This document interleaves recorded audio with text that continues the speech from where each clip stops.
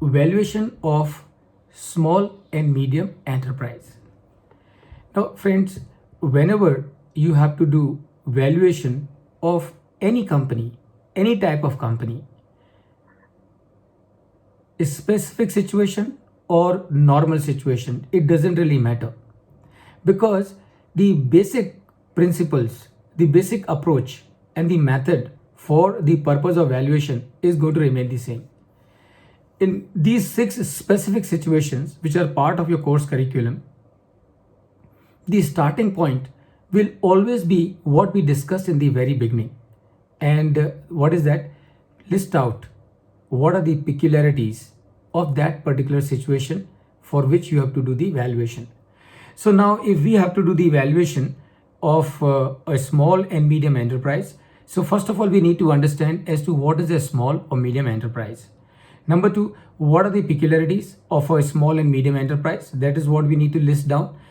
And then we need to understand as to what is the purpose for the valuation of a small and medium enterprise, and then valuation of small and medium enterprise not significantly different from any other enterprise as far as the principles are concerned. So please remember, अगर आपको एक small enterprise का या medium enterprise का valuation करना है, तो small enterprise के वैल्यूएशन के लिए या मीडियम एंटरप्राइज के वैल्यूएशन के लिए the approaches are not going to be different, the methods are not going to be different, and that is what you need to remember. Now, what you have to be very clear is what are the peculiarities of a small and medium enterprise, and we also need to understand as to how do we define a small and medium enterprise. So I'm sure all of you would be aware that on 1st June 2020, the government of India or the parliament amended the Medium and Small Enterprise Act, Development Act 2020, and they changed the definition of the medium and micro, small and medium enterprises. Unka definition on 1st June 2020 was changed through amendment to the medium, small and micro enterprise development act 2006. So what is the definition?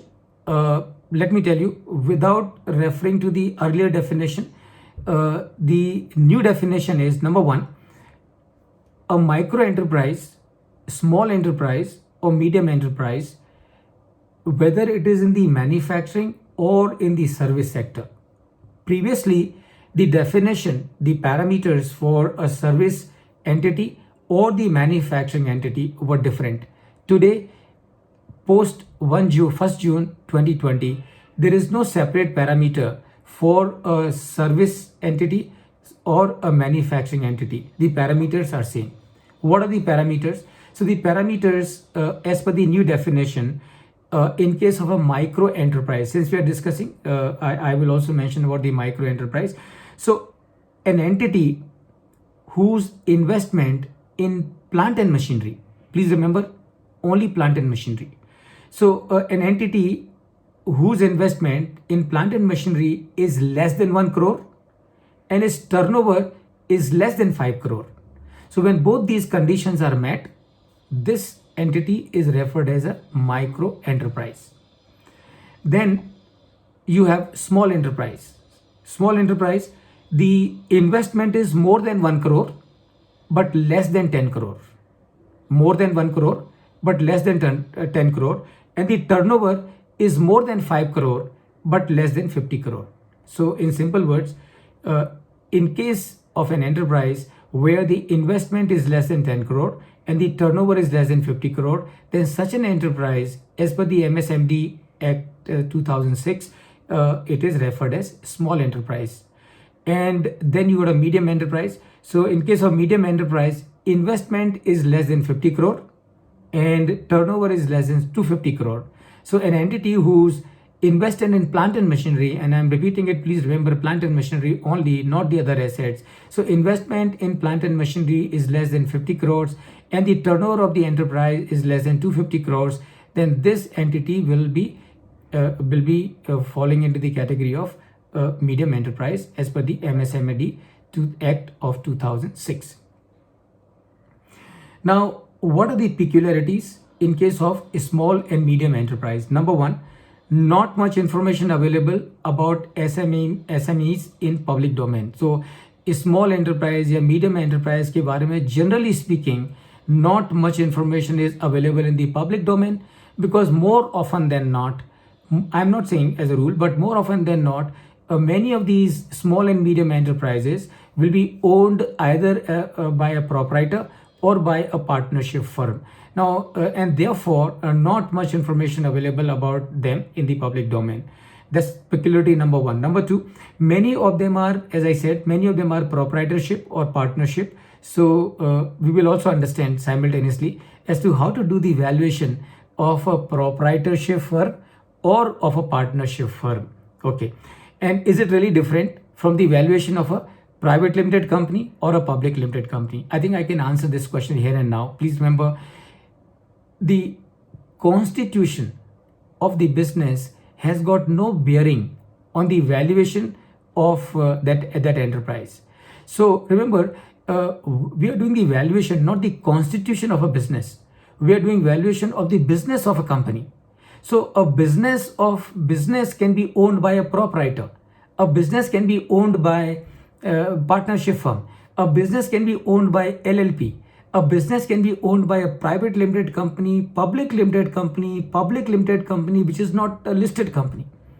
So irrespective as to who own these businesses, the valuation of all these businesses is going to be completely independent. And why it is going to be completely independent? Because what is value? Value is the worth of an asset.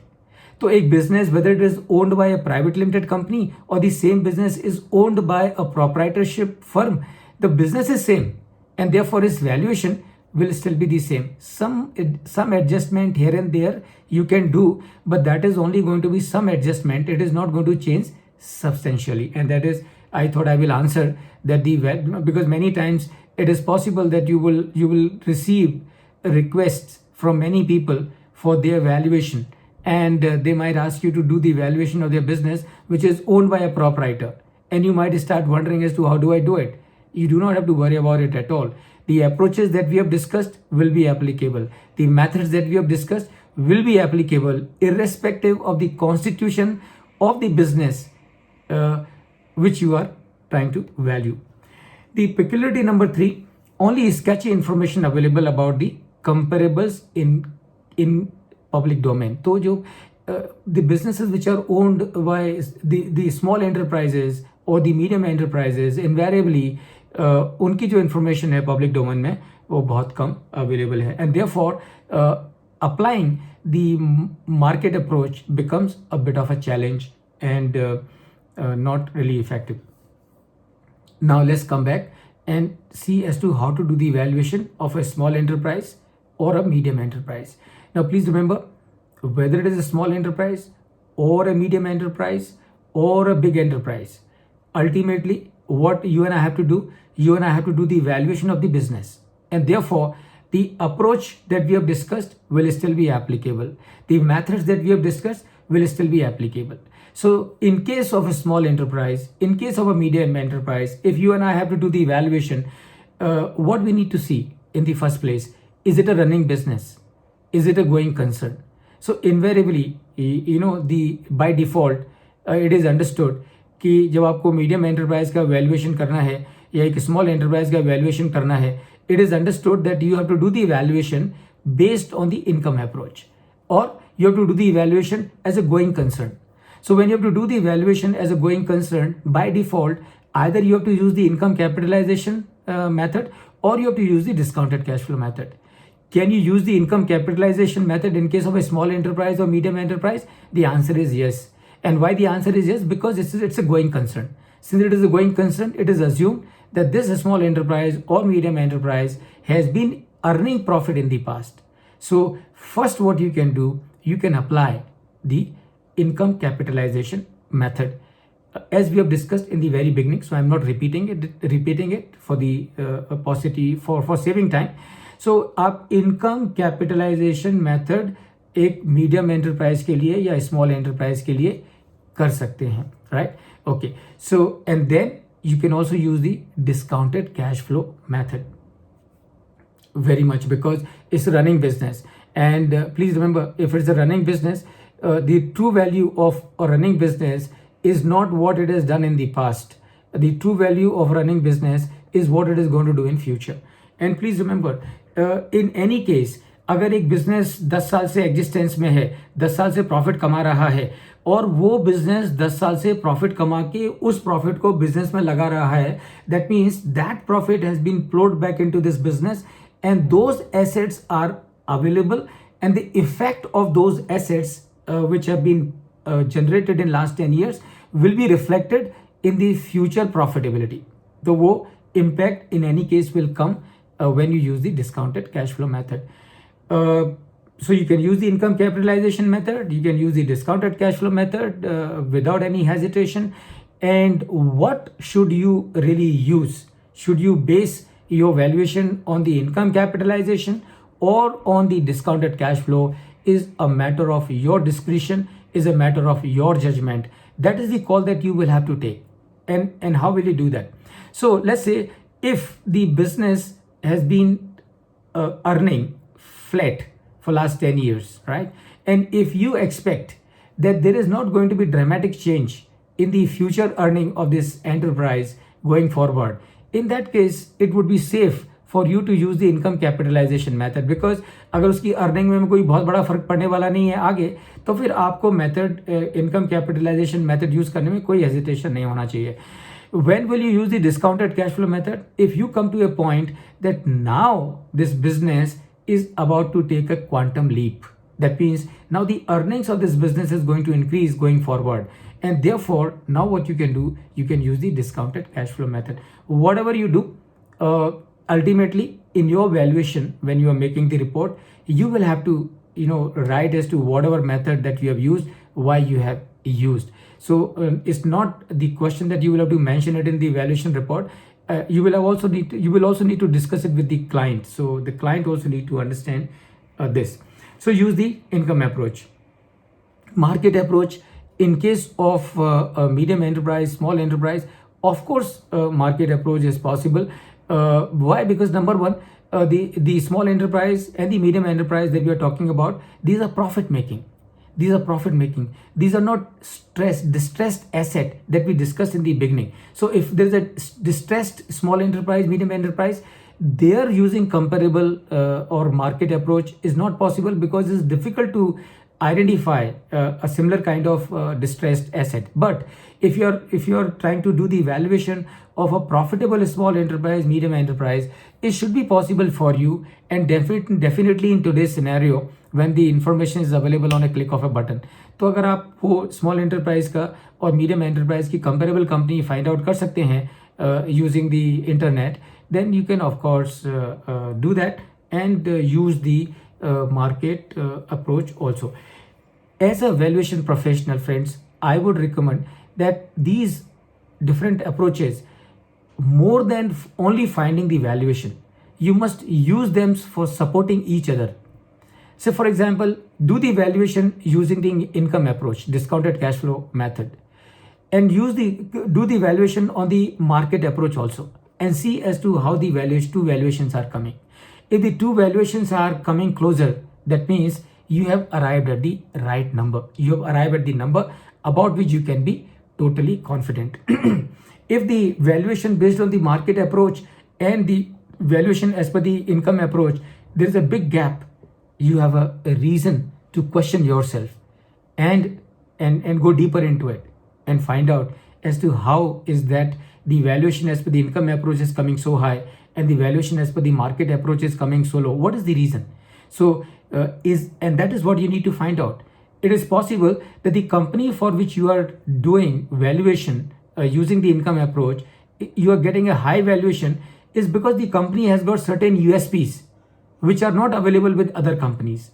But you will need to identify as to what those factors are, what those reasons are, before you can really make a conclusion. So that is what you can do. Cost approach, of course, in case of a medium enterprise, in case of a small enterprise, You can use the cost approach also, but please remember, cost approach in generally you will use only in case when the company is going to close down. Either when the company is going to close down, or you will use the cost approach to find out the base price, कि ये जो company जिसका मैं valuation कर रहा हूँ, अगर उस कंपनी की बुक वैल्यू ही अगर 100 रुपये आ रही है पर शेयर से for example, then obviously it means what, it means कि कुछ भी हो 100 रुपये तो कम से कम इसका आना ही आना चाहिए. So just to set the lower limit you can do the valuation using the cost approach. But running business है, the main driver for the valuation is going to be the going concern, and that is the income approach. So friends, if you have any question on this point, that is valuation of a small and medium enterprise, please go ahead and I would be happy to take those questions. Else we can move to the next item.